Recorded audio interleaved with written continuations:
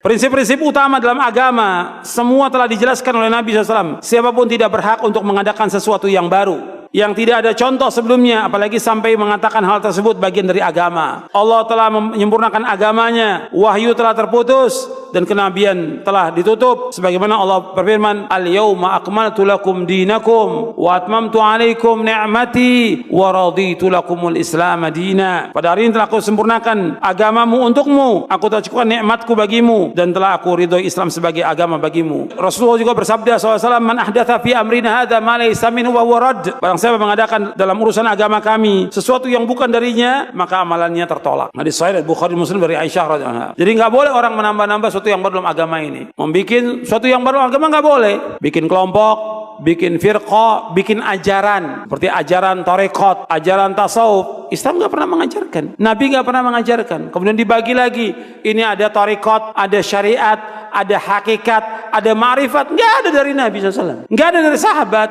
Ini sesuatu yang muhdats, yang baru dalam agama, yang Nabi nggak contohkan. Nggak ada tarekat, syariat, hakikat, ma'rifat. Maka kata para ulama dalam tasawuf itu awalnya bid'ah dan akhirnya zindiq. Awalnya bid'ah karena Nabi nggak contohkan, sesuatu yang baru dalam agama, akhirnya zindiq. Karena ketika dia sudah membagi menjadi 4 golongan itu, 4 tingkatan, nanti kalau sudah sampai kepada hakikat ma'rifat, kata mereka sudah nggak ada beban syariat lagi, sudah nggak wajib sholat, nggak wajib puasa. Apa benar begitu dalam Islam? Nggak benar. Sekarang orang yang paling mulia dari seluruh manusia siapa? Rasulullah SAW. Nabi tetap sholat sampai akhir hayatnya, Nabi puasa sampai akhir hayatnya, dan semua Nabi laksanakan agama ini. Sebagaimana Allah berfirman di akhir surah Al-Hijr, wa'bud rabbaka hatta ya'tiyakal yaqin. Beribadah kamu kepada Allah sampai datangnya al-yakin. Maksudnya al-yakin al-maut, kematian. Nabi terus ibadah kepada Allah.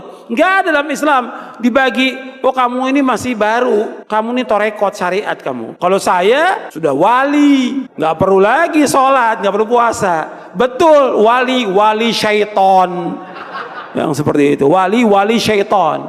Gimana dia menggugurkan kewajiban sholat? Kalau orang mengatakan bagi saya sholat tidak wajib dan sudah sampai hujah pada dia, kafir, keluar dari Islam. Orang itu keluar dari agama Islam. Kalau dia mengatakan bahwa puasa Ramadan nggak wajib bagi saya karena saya sudah mencapai derajat wali, kafir, keluar dari Islam. Kalau sudah sampai hujah pada dia. Ini sepakat para ulama tentang masalah ini. Dan mereka lagi bagi nanti tentang hakikat dan syariat. Dan yang lainnya mereka bagi. Dan nanti juga saya bahas di buku ini.